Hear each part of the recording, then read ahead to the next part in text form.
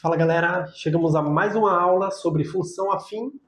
Na aula de hoje iremos falar sobre a raiz de uma função, afim, e essa definição se estende para qualquer função, tá?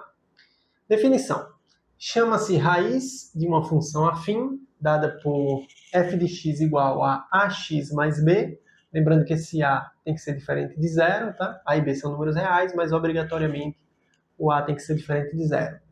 Então a gente vai chamar de raiz da função afim o número real x, tá o quê? O f de x dá igual a zero. Isso significa que quando eu substituir na função por esse x, que é chamado de raiz, essa operação ax mais b deverá dar igual a zero para a gente ter uma raiz, tá? Então x será uma raiz quando isso acontecer. Tá, então nós temos o seguinte: x será uma raiz quando f de x dá igual a zero. O f desse x dá igual a zero. Então, f de x é igual a zero implica que é uma raiz, e na função afim implica que o ax mais b deverá dar igual a zero. Essa operação, que é igual ao f de x, deverá dar igual a zero. Isso significa que a sua raiz, o x que você procura, é igual, passo b que está positivo para o outro lado, ele vai negativo, e o a que está multiplicando o x passa dividindo. Isso significa que menos b dividido por a é a raiz de uma função afim, menos b sobre a. Por isso que a gente tem que garantir aqui na função afim que o a seja diferente de zero, tá? Para que também essa raiz faça sentido, o menos b sobre a, entre outras coisas, tá? O a é a chamada inclinação, a gente vai falar sobre isso na próxima aula. Tudo bem, então temos aqui o primeiro exercício onde a gente deve achar as raízes de uma função. Determine a raiz de cada uma das funções de R em R, dada pelas seguintes leis. Então temos aqui a primeira função, que é o item A. Temos uma função afim, que é y igual a 2x menos 7. Então sempre que eu for encontrar a raiz de uma função, eu igualo a função a zero. Aqui era o f de x, aqui eu estou chamando de y. O y e o f de x é a mesma coisa, tá? Então você faz 2x menos 7 igual a zero, passa o 7 para o outro lado, ele vai positivo, vai ficar 2x igual a 7, e passo 2 dividindo. Então, x igual a 7 sobre 2. Esse carinha está dando uma falhada, eu vou trocar aqui a cor, tá? Então, x igual a 7 sobre 2 é a raiz da função. Aqui encontramos a raiz. O que significa? Que se eu substituir x nesta função, o y vai dar zero. Você pode fazer o teste, ó. Prova real, né? A gente chama isso aqui de prova real. Prova real. Só para fazer esse teste nessa, não precisa estar fazendo isso sempre. Então, y é igual a 2 vezes o x, 2 vezes o x, que eu estou dizendo que a raiz é o 7 sobre 2. Menos 7. 2 vezes 7 dá 14, vou fazer desse jeito, ou você pode cancelar. 14 dividido por 2 dá 7, então eu posso fazer o cancelamento. Então vai dar 7 menos 7, que é igual a zero. De fato, o y dá igual a zero, tá? Então aqui está a raiz da função, o que eu estou procurando. Raiz. É a raiz procurada. Agora, você pode estar interessado em geometricamente, o que a raiz significa. Bom, a raiz de uma função, você encontra ela fazendo y igual a zero. Quando y é igual a zero, eu estou em cima, olhando para o plano cartesiano, quando eu faço y igual a zero, eu estou em cima do eixo x. Então esse ponto, 7 sobre 2, vírgula, y igual a zero, que é o x e o y, o par ordenado que foi formado, ele está em cima do eixo x. Que significa que, geometricamente, a raiz de uma função é o ponto no eixo x, onde a função corta o eixo naquele instante, tá? Deixa eu desenhar isso aqui, que ficou talvez um pouco confusa a minha fala. Raiz de uma função é o ponto onde ela corta o eixo x. Aqui o eixo x, o eixo y. Essa função aqui é uma reta, né? Ela passa pelo menos 7 lá embaixo. E tem o valor de a igual a 2, o que significa que a reta será crescente. Mas, geometricamente, só estou interessado aqui na raiz. A raiz é 7 sobre 2, 3,5. Significa que sua reta vai passar por aqui, pela raiz da função. Certo? Então, geometricamente, esse é o significado da raiz de uma função. O ponto onde a sua função vai interceptar o eixo x. No caso da função afim, só teremos uma única raiz. Mas a gente vai estudar outras funções que têm mais de uma raiz, tá? Por exemplo, a função quadrática pode ter até 2 raízes reais. Já as funções trigonométricas têm infinitas raízes. Mas isso é assunto para outra aula. Muito bem, então a reta, a função afim, ela vai ter uma única raiz. Vamos continuar em busca somente das raízes, depois a gente fala um pouco mais das questões geométricas e como isso vai auxiliar a gente na construção de gráficos. Tá? Vamos encontrar as raízes desse item B. A função é f de x igual a menos 2x mais 1. Ou seja, por onde a função vai interceptar o eixo x? Isso é que eu estou em busca dessa raiz. Então, o que eu faço? Pego a função, menos 2x mais 1, e igualo ela a 0. Passa o 1 para o outro lado, ele vai negativo. Você pode multiplicar toda a equação por menos 1 para tornar o x positivo. Ficaremos com 2x igual a 1. E quando você passar o 2 dividindo, x é igual a 1 sobre 2.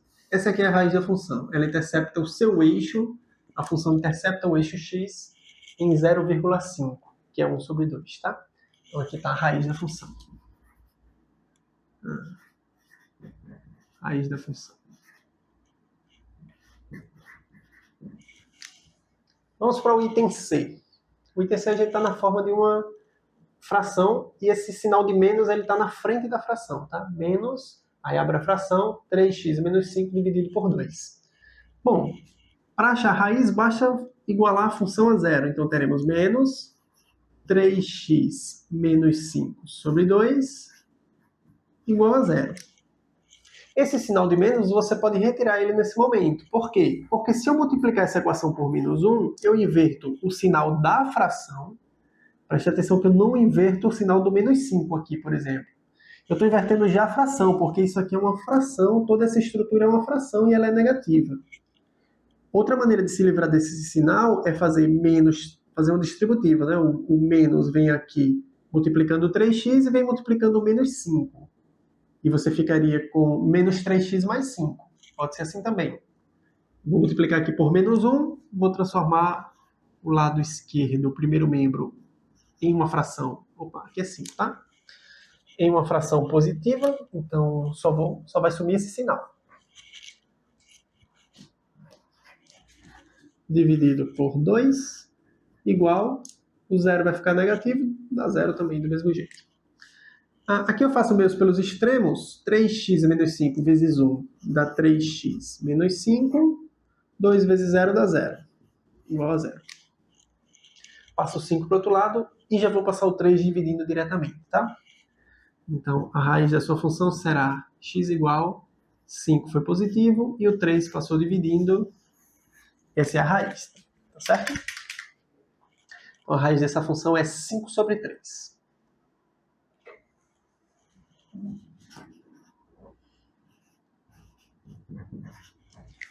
Mais uma vez encontramos a raiz da função. Vamos para o item D. Aqui no item D a gente já está separado. Ó. Estamos em dois blocos. O valor de A aqui vale 2/5, que está multiplicando x. E aqui menos 1/3 é o valor de B. Aqui estávamos em uma única estrutura. Você consegue separar essa estrutura, só a título de curiosidade, ó, você pode reescrever esse y aqui, para eu descobrir quem é o A e o B, fazendo o seguinte. Primeiro fazendo o jogo do sinal que eu tinha mencionado para vocês. Vai ficar menos 3x mais 5 sobre 2. Eu transformei em um bloco só, em uma fração só, e eu não tenho mais o sinal de menos na frente da fração, porque eu fiz uma distributiva interna aqui na parte do numerador. E eu só faço no numerador. Ou só no denominador, tá? Então aqui ficamos com menos, se eu separar aqui vai ficar menos 3 sobre 2 vezes x, mais 5 sobre 2. Eu consigo separar nessa estrutura. Sempre que eu tiver assim, A mais B dividido por C, isso é A dividido por C mais B dividido por C, Porque na soma de frações com o mesmo denominador, você pode conservar o denominador e somar os numeradores. Então eu saio daqui para cá facilmente, tá certo? A mesma coisa aqui, soma de frações com o mesmo denominador, repete o denominador e soma os numeradores, menos 3x mais 5. Esse x pode ser considerado aqui no denominador, tá? Menos 3x. Esse jeito de separar é interessante para você descobrir quem é o a e quem é o b, a sua função afim. O a é menos 3 sobre 2, aqui é o valor de a, e aqui está o valor de b, 5 sobre 2. Tá? É muito importante, às vezes, saber se o a é um número positivo ou negativo, para saber se sua função é crescente ou decrescente. Tá? Vamos para o item D, descobrir aí, então, a raiz dessa função. Então, se é igual a função a zero, vai ficar menos 2 quintos. 2 quintos vezes x menos 1 terço igual a zero, né? 2 quintos de x menos 1 terço igual a zero. Igualei a função a zero, ou seja, troquei o y por zero. Passa 1 terço para o outro lado, ele vai positivo. Ficaremos com 2 quintos de x igual 1 terço positivo. Esse cara está multiplicando o x, o 2 quintos, ele vai passar para o outro lado dividindo. Então ficaremos com o seguinte: x igual 1 terço, estava do outro lado, dividido, 2 quintos chegou agora. Esse meu 5 ficou muito feio, não foi? Deixa eu dar uma arrumadinha dele.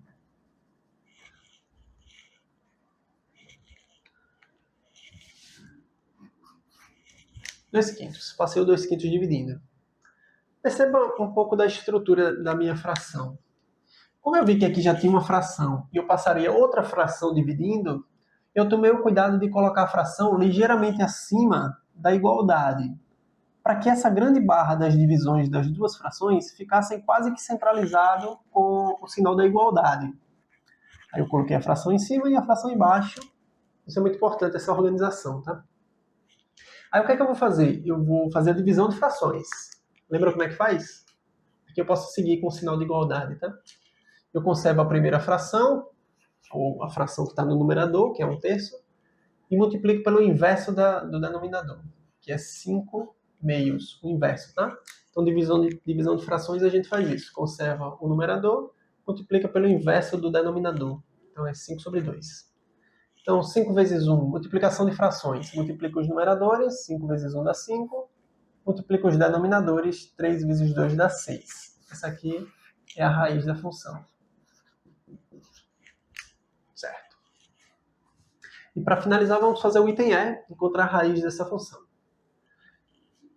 Bom, a raiz dessa função aqui será igual a... Pego a função igual a zero. 4x igual a zero. Se eu passar o 4 dividindo, vai ficar 0 dividido por 4. Que dá igual a zero. Essa é a raiz. Essa é a raiz da função. É zero, tá? Se você for uma pessoa atenta, você notou, professor, você colocou aqui que a raiz de uma função afim é menos b sobre a, mas em nenhum momento você usou o menos b sobre a para encontrar a raiz. Você sempre igualou a função a zero. Sim, é porque é muito simples encontrar a raiz de uma função por esse igualando a função a zero e efetuando a operação que é resolver uma equação de primeiro grau. Então é muito simples fazer isso. Vou misturar um pouco a tinta aqui. Mas é claro que você pode resolver isso utilizando essa expressão, menos b sobre a. Vou pegar, por exemplo, o item B. Se você quiser achar a raiz, eu estou com alguns pilotos aqui já pedindo socorro, tá? Deixa eu pegar o rosa. É claro que você pode fazer isso dessa maneira. X igual... Quem é o A e quem é o B aqui? O A vale menos 2 e o B vale 1, certo? Então, se você usar essa expressão, ó, a raiz é menos o B, que é 1, dividido por A. Quem é o A aqui? Menos 2. Menos dividido por menos é mais 1 sobre 2. Então, você encontra a raiz usando essa expressão, menos B sobre A. Pode ser também, não tem problema. Só que igualar a zero e resolver a equação também é muito simples. Então, eu opto sempre por igualar a zero. Quando a gente estiver resolvendo equações de segundo grau, aí eu vou optar por resolver com a fórmula de Bhaskara, né? Menos b, achar o delta, né? Menos b mais ou menos a raiz do delta sobre 2 vezes a, eu acho as raízes da função. Aí eu uso as letras a, b e c, que são utilizadas lá na função do segundo grau. Mas aqui é mais simples igualar a zero e fazer. Não sei se é mais simples. Qual o mais simples? É só uma questão de gosto, eu acho. Então veja aí a melhor maneira que você acha de resolver esses problemas. E aqui está aí como a gente deve encontrar as raízes de uma função do primeiro grau. E a gente se encontra já já na parte 2. Não sai daí. Valeu!